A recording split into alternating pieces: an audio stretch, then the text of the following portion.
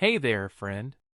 Yes, you, the one scrolling through YouTube right now, with a knot in your stomach, maybe wiping away a tear because you're carrying a weight no one else can see. Maybe you're waiting on test results of your own, or sitting in silence wondering if anyone in this big, busy world even notices when you're breaking inside. I see you. I was you. Stick with me until the very last word of this story, because what happened in that cold hospital waiting room changed everything I thought I knew about loneliness, about kindness, and about the hidden hearts walking among us. This isn't just a tale. It's the moment my life cracked open and light poured in. So lean in, breathe with me, and let's walk through it together. This is my story. Was waiting for my test results alone until the CO. The plastic chair in the oncology wing of City General Hospital felt like it was carved from ice. I sat there alone on a gray Wednesday morning, knees pressed together so tightly my knuckles turned white around the crumpled lab slip.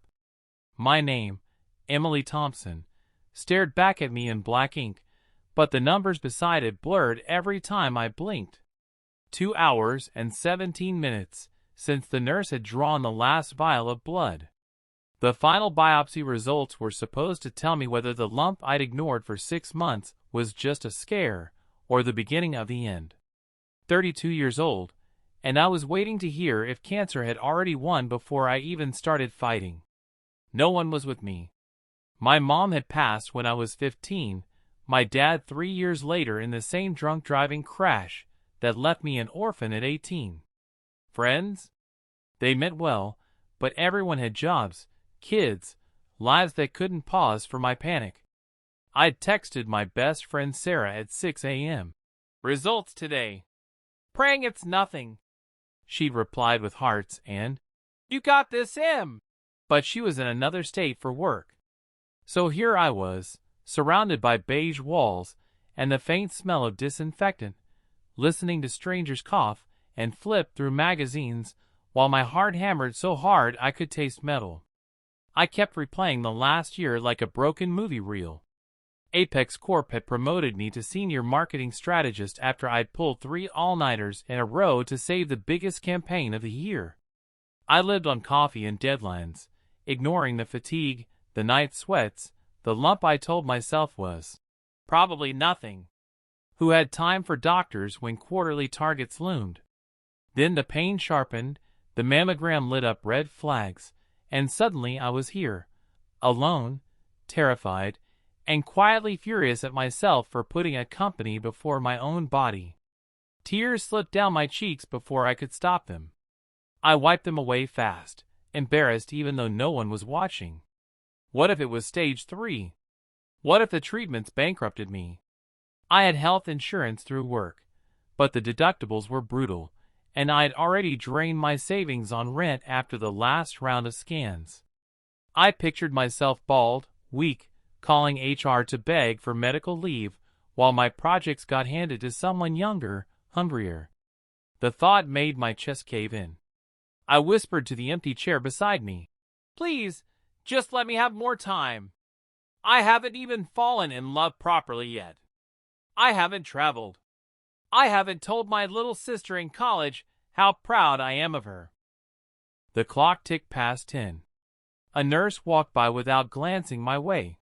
My phone buzzed once, work email from my boss. "Where's the Q3 deck? Deadline was yesterday." I laughed bitterly through fresh tears. Even now, the machine kept spinning. I turned the phone face down and stared at the floor, counting the scuff marks, trying to breathe through the panic that felt like drowning on dry land. Every second stretched into eternity. I was 28 minutes away from the doctor's door, when the weight of every lonely night I'd ever spent crashed over me. This was it. The moment no one prepares you for, when you realize you might have to face the hardest fight of your life with no hand to hold. The heavy wooden door at the end of the hallway swung open with a soft whoosh, but I barely noticed.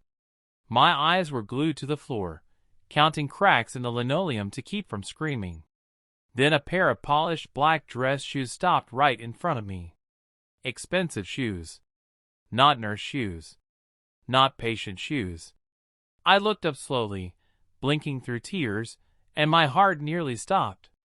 Alexander Grant, the Alexander Grant, stood there in a charcoal suit that probably cost more than my car. CEO of Apex Corp, the man whose face was on every magazine cover, the billionaire who never smiled in photos, and who once fired an entire division with a single email. He was supposed to be in Tokyo this week. Instead, he was here, holding 2 paper cups of coffee like it was the most normal thing in the world. "Emily Thompson?" His voice was quieter than I expected, deep, steady, with a hint of something gentler underneath the boardroom steel. "Mind if I sit?" I couldn't speak. I just nodded, frozen. He lowered himself into the empty chair beside me, the one I'd been talking to like a fool minutes earlier, and handed me one of the coffees. Black, 2 sugars, exactly how I took it in the office break room. He'd noticed. "How?" "I heard from HR this morning," he said simply, staring straight ahead at the same beige wall I'd been staring at. "They flagged your medical leave request. I asked where you were. They told me. So I came."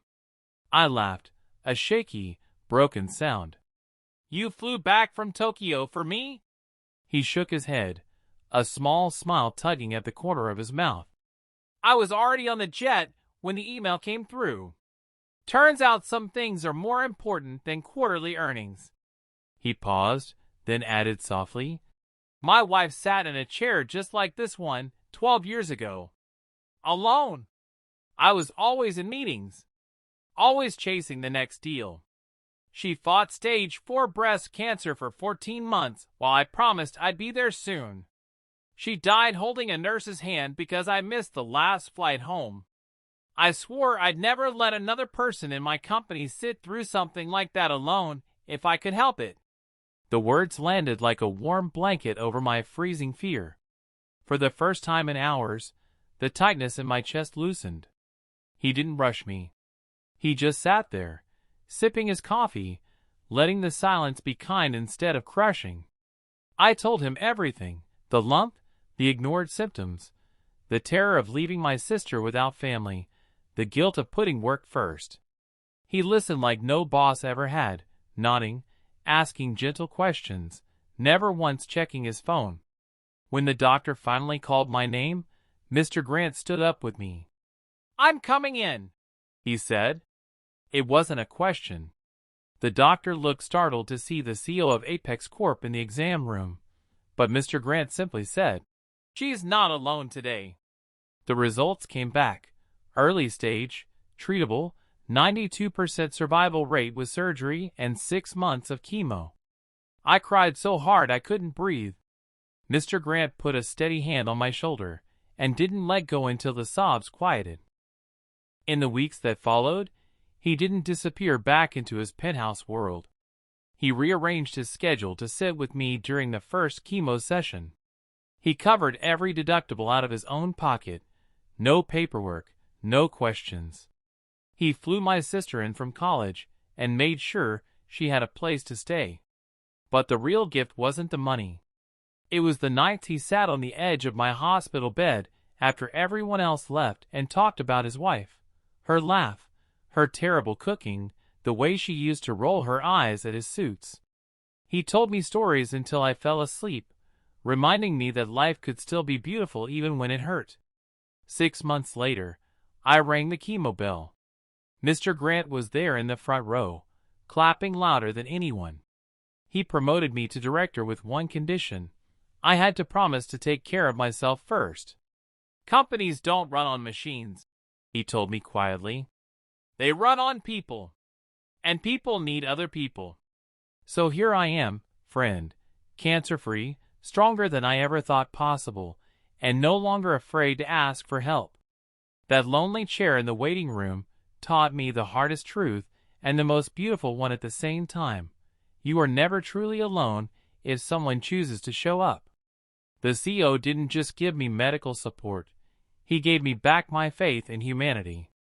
If you're watching this right now and you're in that same waiting room, whether it's for test results, a breakup, a lost job, or just the heavy feeling that no one sees you, I need you to hear me.